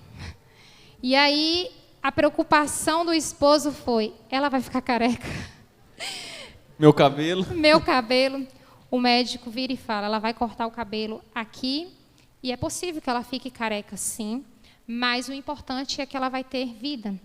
E naquele momento eu não entendi, eu chorava muito, mas o médico vira e fala para mim: você é muito nova para ter um câncer tão agressivo no estômago. E aí eu chorando muito, pensava no meu filho: eu vou morrer, a ansiedade já estava a 1000 por hora. Ele fala para mim, fala assim: você tem condições de fazer um exame particular, esse aqui? Eu falei: doutor, condições eu não tenho, mas diante de tudo que eu estou vivendo, a gente se ajeita. Ele falou: eu quero que você faça uma ecoendoscopia. Era uma revisão da minha lâmina e do meu estômago para ver a que pés andava. Porque na biópsia da Bahia, o meu câncer estava infiltrado, ele estava enraizado e já estava indo para outros órgãos. Mas, com esse exame, eu descubro que o câncer era um processo inicial. Então, aquela quimioterapia que eu ia fazer no início, eu não precisei fazer. E eu fui diretamente para a cirurgia. Minha cirurgia ela aconteceu no dia 13 de setembro, e o médico vira para mim e fala: você vai tirar todo o estômago. Eu falei: como um ser humano vive sem estômago? Ele falou: a gente vai fazer uma cirurgia, tirar. Para eles tudo é muito simples. Nós vamos tirar uma tripa aqui, vamos colocar aqui, fazer um sistema de Holt, Y e tal. Você vai ficar se alimentando um período por sonda, nós podemos colocar um dreno, você vai ficar uns dias na UTI, tal e tal, e depois vamos te dando sequenciamento. Você precisa engordar. Naquela época eu lutava para emagrecer. Eu pesava 69 quilos, e aí ele manda comer. Come massas, come coisas para você engordar, porque ele sabia que eu ia emagrecer. E aí, feita a cirurgia, eu lembro que eu deitei no centro cirúrgico e eu pedi para ele, falei: doutor, eu não sei como que é, toda cirurgia tem um risco, mas eu queria que o senhor me permitisse orar e cantar um hino e ser sedada, literalmente, louvando ao Senhor Jesus. Ele olhou para mim juntamente com aquela equipe, e eles se sensibilizaram e permitiram. E eu fui sedada cantando: quão grande é o meu Deus, cantarei quão grande é o meu Deus, e todos hão de ver quão grande é o meu Deus. Feito a cirurgia, fui para a UTI. Passei por todo o processo de aprendizado. Não é fácil estar dentro de uma UTI. Foi as piores dores da minha vida, onde eu tive que tomar morfina, e a dor da morfina, era tão grande que nem a morfina da morfina passava as dores. Eu fiz uma cirurgia muito enorme, tirou todo o meu estômago, eu não tenho estômago hoje. E eu não conseguia alimentar, os primeiros dias não era possível alimentar, era tudo via soro mesmo e naso. E ele falou que eu precisava de sonda, mas a honra e para a glória do Senhor Jesus eu não precisei de sonda. Ele falou que eu ia precisar talvez de ficar com aquela bolsinha para fazer alimentação, eu não precisei daquela bolsinha, porque o Senhor é grande.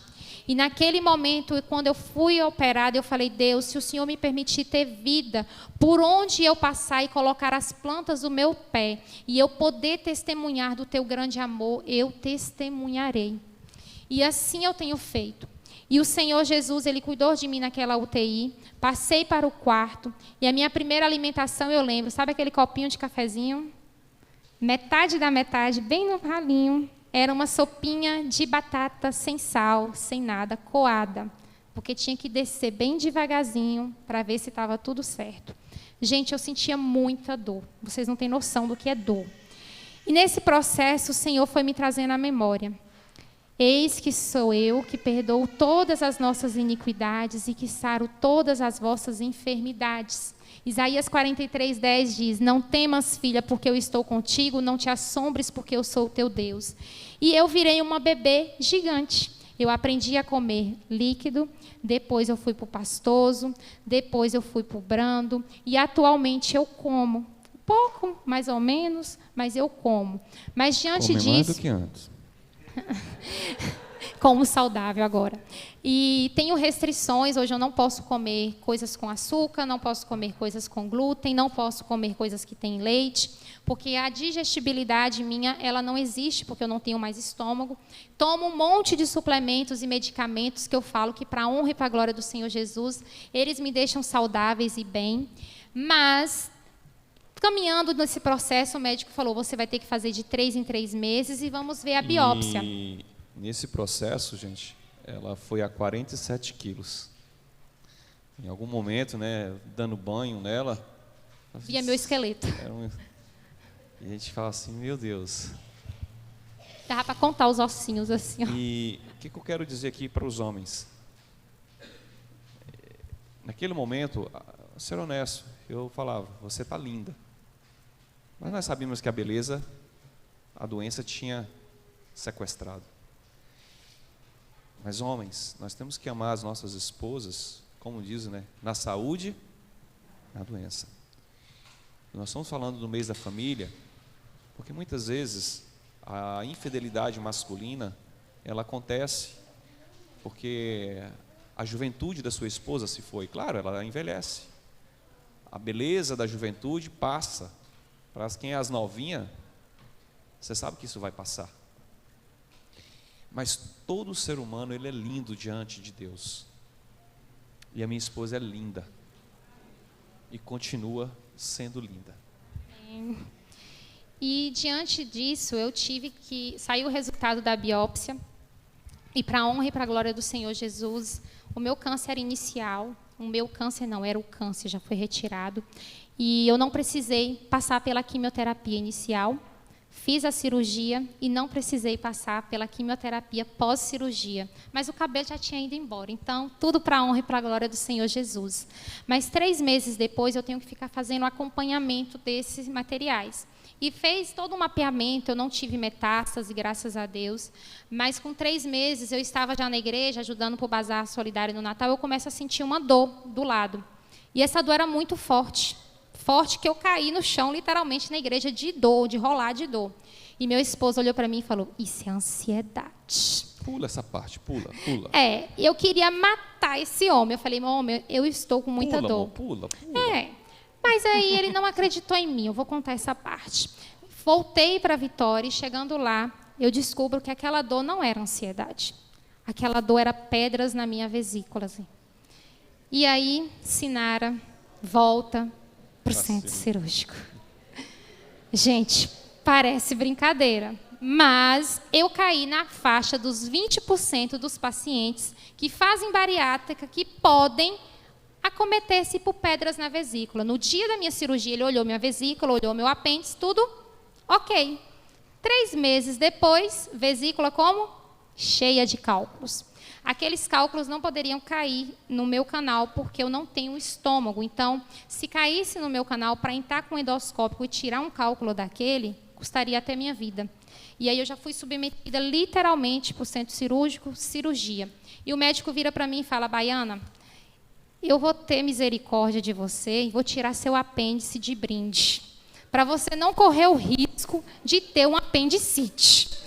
Eu falei: doutor, se eu olho tudo que se eu tiver aí para tirar, se eu já tira logo. Já não tem muita coisa mesmo. Aí ele tirou o meu apêndice e tirou a minha vesícula. Mas sabe quando você não questiona? Eu aprendi a não questionar, a não murmurar, a não ter mais ansiedade, não ficar mais preocupada com o dia de amanhã. Quando saiu o resultado da minha biópsia, aquele mal que eu achei que era da vesícula, que vocês também ficaram, foi um mal que o Senhor permitiu. Porque o meu apêndice estava com a neoplasia maligna. Outro câncer no meu apêndice. Então, se eu não tivesse sentido talvez aquela dor, aquele câncer ia desenvolver, ia espalhar. E aí foi precocemente retirado. Continuamos o acompanhamento e em novembro desse mesmo ano descobre-se nódulos na minha tireoide. E aí outro baque na minha vida. Outro câncer. Outro câncer. E aí Sinara vai para onde? Para o centro cirúrgico. E aí um câncer papilífero, carcinoma papilífero, e não era, literalmente, graças a Deus, metástico, mas eu tive que passar desta vez pela iodoterapia. Eu fiquei 15 dias. E retirou também sua... Ela não tem... Foi retirado também a sua tireoide. Eu não tenho mais a tireoide. E aí, o que acontece? Nesse período, eu tive que fazer a iodoterapia, que você toma literalmente um iodo radioativo para que queime as células cancerígenas da tireoide. E eu não podia ter contato com outras pessoas, as roupas que eu usava tinham que ser descartadas, eu não podia ter acesso a crianças, a adultos, enfim, a ninguém. E eu lembro que nós ficamos, e aí depois fomos para um hotel, ele colocava a comida na porta, batia, eu retirava, pegava, e o que eu comia ali era descartado e ninguém mais poderia tocar. Porque a radiação, para mim, era um bem. Mas para vocês, ela poderia desenvolver também um câncer, porque tomaria radiação sem necessidade. Mas o que eu vejo em tudo isso? Nesse processo, eu aprendi a descansar no Senhor Jesus. Lembra que eu falei para vocês que eu era uma pessoa ansiosa? E quando nós depositamos a nossa fé e temos a dependência em Cristo Jesus, você não tem mais o controle da sua vida em suas mãos. E o que é diferente hoje na vida da Sinara, há 2 anos e meio atrás? Que a Sinara, antes, queria estar no controle da sua vida. Ela achava que ela poderia cuidar, ela poderia fazer e dar ajuda ainda para Deus. Mas depois que você tem um decreto de morte estampado na sua cara, que é o câncer, o diagnóstico de um câncer, você percebe que você não tem o controle da vida nas suas mãos. Que a soberania de Deus, ela é boa, perfeita e agradável. E nós devemos literalmente confiar, descansar e esperar no Senhor. E fazer e viver a vontade do Pai. Hoje eu não me preocupo com amanhã. Eu vivi ansiedade porque a ansiedade é a preocupação com o futuro. E quem tem depressão é um sofrimento pelo passado. Mas o Senhor, Ele nos comissionou o presente. O nome já diz, presente. Para e observe. Presente é um presente de Deus. Então, essa noite eu convido a vocês, para vocês olharem para a vida de vocês como um presente de Deus. Eu tive que talvez passar por todas essas dores, por todos esses sofrimentos, para compreender que eu não tenho o controle da minha vida em minhas mãos. Eu vivo hoje literalmente pela fé e pela dependência em Cristo Jesus. Porque hoje eu consigo contemplar e agradecer a Deus pela natureza, pelo canto dos pássaros, pelo alimento que eu posso comer, porque os outros eu não posso comer, até mesmo pelos comprimidos, que são 43 comprimidos diários, mais os shakes, e tudo isso eu dou graças a Deus. Ele olha e fala, se fosse eu já tinha chutado o pau da barraca, e eu viro para ele e falo, eu louvo e agradeço a Deus, porque as misericórdias do Senhor, elas se renovam todos os dias na minha vida. Amém. Essa é a nossa história. E o o nosso mês, né, são muitos suplementos alimentares, muita medicação. E aí o mês, vamos dar dia 15, já foi, tem mais 15 dias e nós estamos vivendo de milagre em milagre.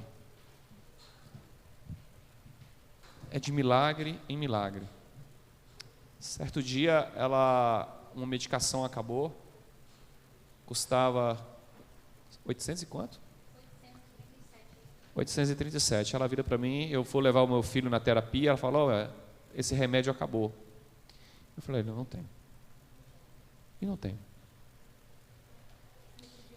Aí, alguém...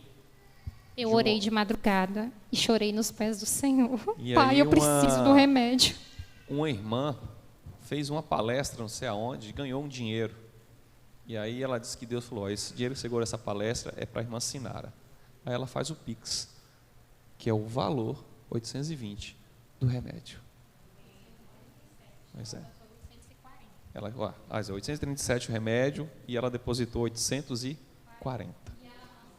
Não sabia. Quando ela foi para a iodoterapia, eu não tinha dinheiro. Aí eu procurei o irmão, falei, irmão, eu coloquei meu carro à venda, mas eu preciso levar minha esposa em Vitória para fazer a iodoterapia com relação ao câncer da tireoide. Negociei o carro na garagem lá em Porto, falei, quando eu voltar eu entrego o carro. Indo de Porto para Vitória, nós passamos em Teixeira para deixar o Isaac com a avó. E aí eu olho o meu celular e tem uma mensagem do sindicato, quando eu trabalhava na empresa, sindicato florestal, me convidando a ir ao sindicato. Falei, é coincidência, eu estou em Teixeira, já vou no sindicato. Presta atenção. Chego no sindicato, é para mim assinar uma procuração. Uma causa coletiva que o sindicato entrou na época contra a empresa, 2011. Eu nem lembrava mais disso. O presidente diz, Carlos, saiu e já está na conta do sindicato. Nós precisamos da procuração agora para ratear para a conta dos funcionários. São mais de 200. E eu falei, é quanto? Ele é X. Eu não acredito. Aí eu contei a minha história, que ele não sabia. Falei, só saiu essa causa por causa de mim. Brincando, né? É a misericórdia de Deus. Enfim, eu paguei a minha dívida de 37 mil reais, paguei o hotel que ia ficar lá em Vitória, e ainda sobrou para mim comprar um terno. Deus tem cuidado de nós, nos mínimos detalhes, mas nós estamos vivendo um dia de cada vez. Às vezes não tem o amanhã, e eu te falo o quê? Deus vai te prover. E em tudo tem um propósito nessa história. Eu falo que o Senhor, Ele nos forja, né, com o caráter santo dEle. O nome de Deus, Ele é glorificado. Muitas das vezes nós achamos que na doença, eu estou passando por isso porque estou pecando. Não. Mas o nome de Deus tem sido glorificado e exaltado.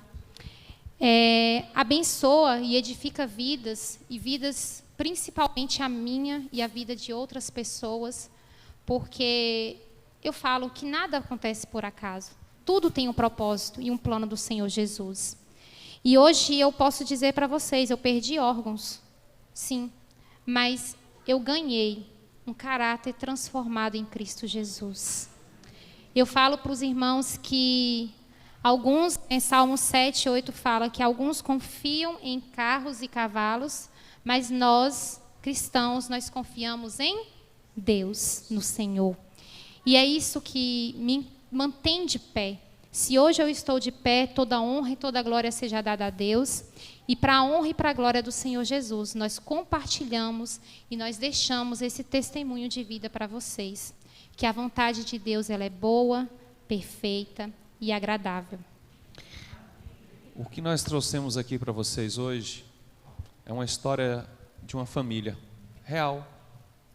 Porque muitas vezes nós estamos na igreja com a utopia de que é o mês da família e os meus problemas acabaram.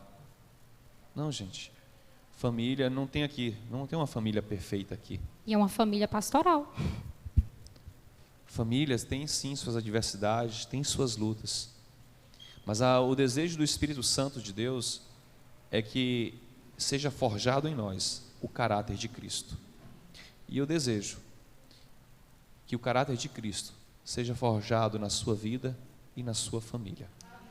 O que eu posso dizer depois daquela oração lá de 2014 e hoje 10 anos depois, 2024, depois de todas essas lutas, lágrimas, dores, nós hoje estamos mais parecidos com Jesus Cristo de Nazaré. Então valeu a pena. E isso também nos aproximou, nos deixou mais próximos uns dos outros. Não somos uma família perfeita, mas estamos lutando para que a cada dia a vontade de Deus se cumpra em nós e através de nós. E que a vontade de Deus se cumpra na sua vida e na sua família, em nome de Jesus. Fique de pé, nós queremos orar por você e pela sua família. A oração desse pastor, você fala assim, meu Deus do céu, não desse pastor não, olha o que aconteceu na família dele. Eu lembro que um dia uma irmã me veio a mim e falou assim, pastor, isso aí deve estar acontecendo porque você está em pecado. Eu olhei para aquela irmã com muito amor e carinho. Eu falei, ô irmã, verdade, eu estou em pecado. Eu estou em pecado. Eu e a torcida do Flamengo, e quem não está, atira a primeira pedra. Essas coisas não acontecem, gente, porque nós estamos em pecado. E de fato, todos nós estamos. Mas nós precisamos ressignificar as coisas. Precisamos olhar com os olhos da fé, com olhos espirituais. Eu não sei o que você está vivendo, os dramas, as lutas, mas ressignifique isso hoje, para que você possa perceber a vontade de Deus e viver o presente. E talvez o seu drama de hoje é para abençoar alguém amanhã. Pessoas com câncer, procura a mim? Não. Procura quem? Procura ela. Porque se identifica. Porque quando ela fala de quê? De alguém que viveu. Então nós precisamos, às vezes, passar por lutas para nos identificarmos com a dor do outro. E que Deus use a ti, use esta igreja, use o pastor, para que o Prado conheça e reconheça que Jesus é o Senhor. E que a palavra gratidão esteja sempre presente em seus lábios. Pai querido, abençoe esta igreja, Pai. Nós oramos que o Senhor abençoe cada vida presente, cada família representada. Ó Deus, visite a luta de cada um, o drama de cada um, e que eles possam sair daqui, ó Deus, edificados. Mas essa história foi contada para que o seu nome seja glorificado. Nós abençoamos e suplicamos a tua bênção em nome de Jesus. Amém. Que Deus abençoe vocês.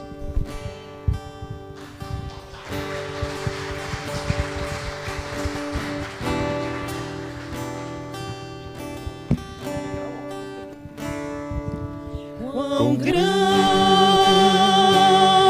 é o meu Deus, cantarei quão grande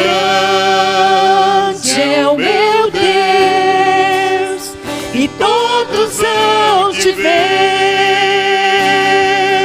quão grande é o meu Deus.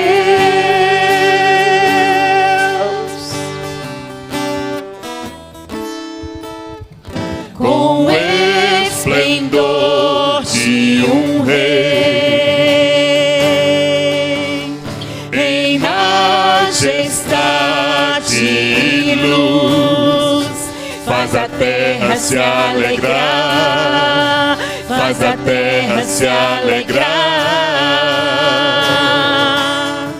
Ele é a própria luz, e as trevas vão fugir. Tremer com sua voz, tremer com sua voz. Quão grande é o meu Deus, cantarei. Quão grande é o meu Deus, e todos hão de ver. Quão grande é o meu Deus.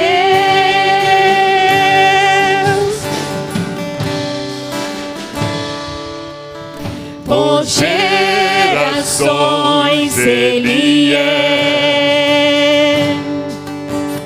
O tempo está em tuas mãos, o começo e o fim, o começo e o fim. Três se formam em um: Filho, Espírito e Pai, Cordeiro e Leão, Cordeiro e Leão. Quão grande é o meu Deus, cantarei. Quão grande é o meu Deus, e todos hão de ver. Quão grande é o meu Deus.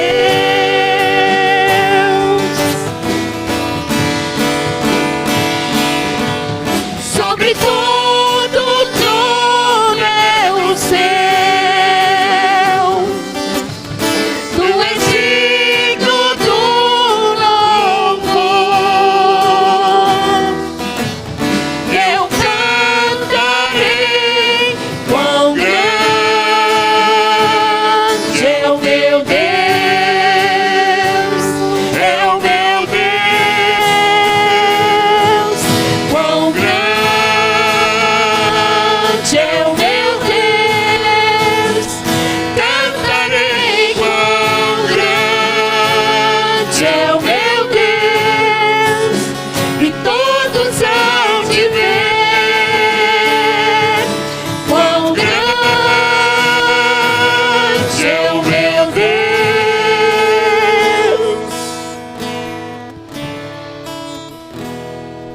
Quão grande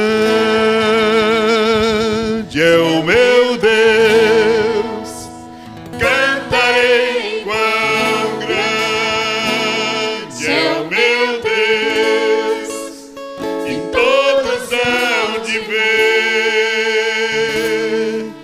Quão grande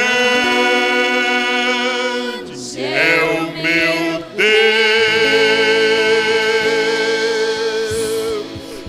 Aleluia. Esse é o Deus que nós servimos. É o Deus que está ao alcance de uma oração, como nós falamos aqui. Na carta aos Filipenses, no capítulo 4, no verso 6, o apóstolo Paulo diz o seguinte, que não andeis com preocupações, mas em todas as suas orações peçam a Deus o que vocês precisam e orem sempre com o coração agradecido, e a paz de Deus, que excede todo entendimento, guardará a mente e o coração de vocês. Eu não sei se você gostaria de que nós orássemos por você. Se você quisesse vir aqui à frente. São muitas as lutas que nós enfrentamos todos os dias, e de repente você vem aqui com vontade de estar aqui no altar, de estar aqui na frente, para que pudéssemos também pôr as nossas mãos sobre a sua vida, para que você também, talvez, desenvolvesse mais a sua fé, para que você pudesse também confiar nesse Deus que se faz disponível, que é capaz de renovar, que é capaz de fazer com que nós entendemos que devemos sempre confiar nele, porque todas as coisas são para ele.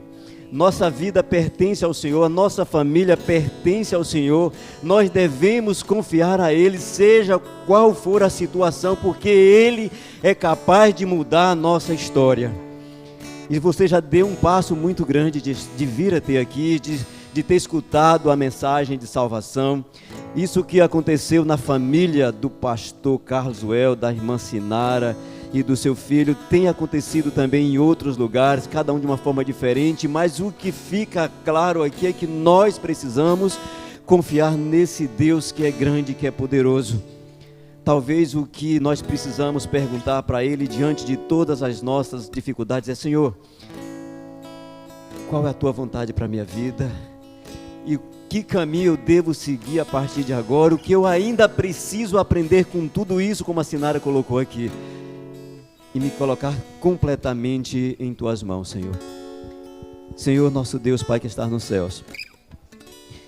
Nós somos pequenos, imperfeitos, e não são poucas as vezes que tentamos fazer as coisas do nosso próprio jeito. E quando a conta chega, às vezes queremos alguém para culpar, esquecemos de olhar para nós mesmos, de colocar diante do Senhor nosso coração para que ele seja trabalhado pelo Senhor. Pai, muito obrigado porque o Senhor falou profundamente aos nossos corações nesta noite. O Senhor conhece e sabe o motivo de que tudo isso é planejado e a forma como nós buscamos trazer a Tua mensagem, a mensagem de salvação, o testemunho que o Senhor tem através das nossas vidas, para que outras vidas possam conhecer esse grande Senhor, esse grande Deus que é capaz de transformar vidas como Ele tem transformado. As nossas famílias estão no Teu altar nesta noite, Senhor. Algumas pessoas estão acompanhando através das redes sociais, que será compartilhada também no YouTube, Senhor. Eu tenho certeza que muitos que já pensaram em desistir nesse momento, como aquela mãe que pensou em desistir e dar cabo da própria vida, de sua própria filha, mudou o curso da sua vida a partir da vida do Isaac. É o mesmo Deus que está operando milagres nos dias de hoje. Senhor, toma as nossas vidas em Tuas mãos. Quantos aqui têm lutado, têm orado, têm se colocado diante do Senhor sem entender ainda o motivo da luta? E Oséias 2,14 diz assim: e eis que eu a atrairei ao deserto e ali falarei ao seu coração.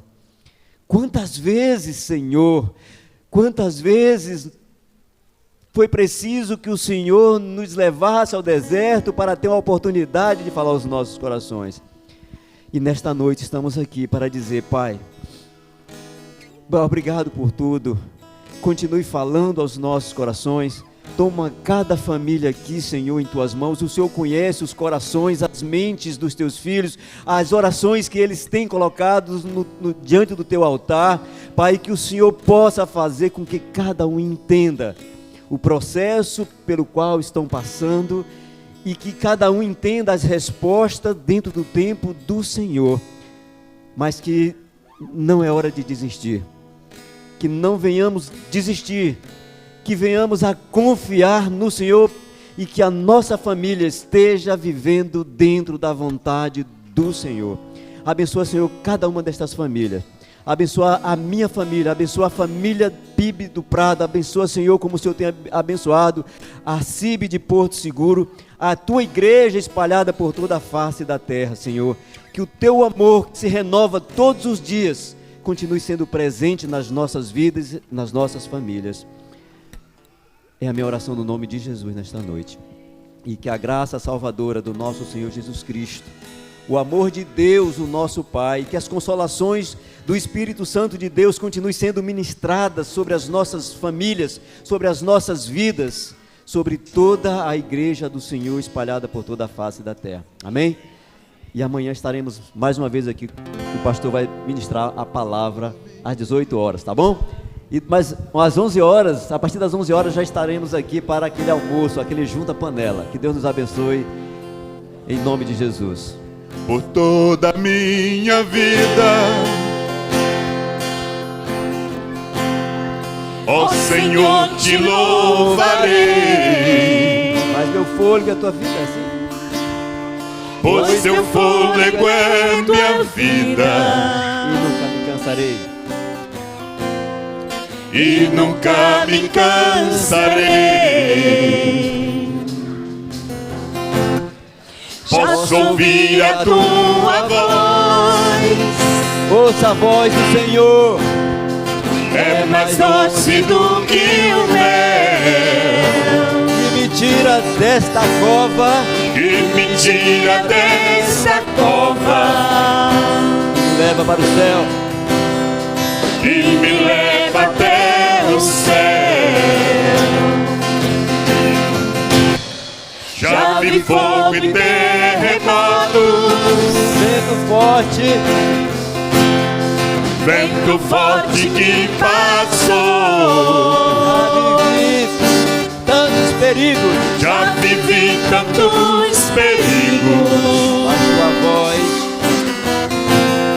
mas sua voz me acalmou. a ordem das estrelas. Toda ordem às estrelas, Oh, glória a Deus.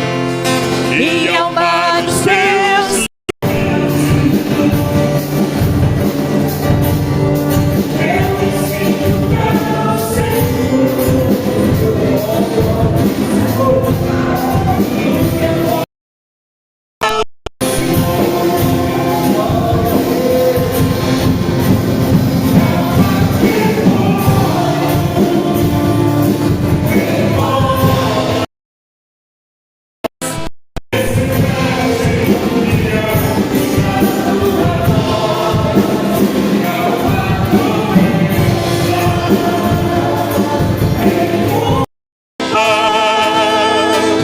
Que fiquem de pé diante de nós, e a tempestade se acalma da voz daquele que tudo criou, pois sua palavra é pura, escudo para os que nele crêem.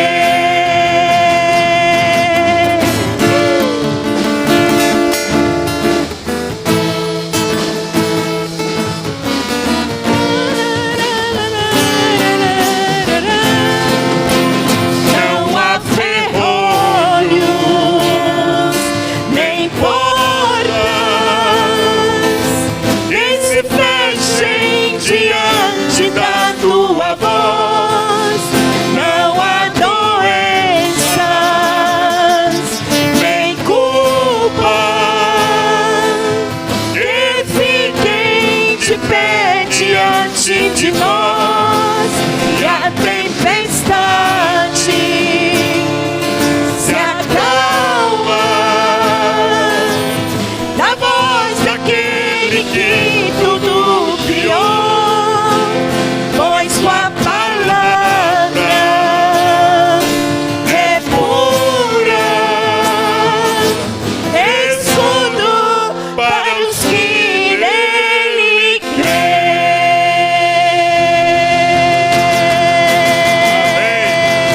Amém, amém. Glória a Deus.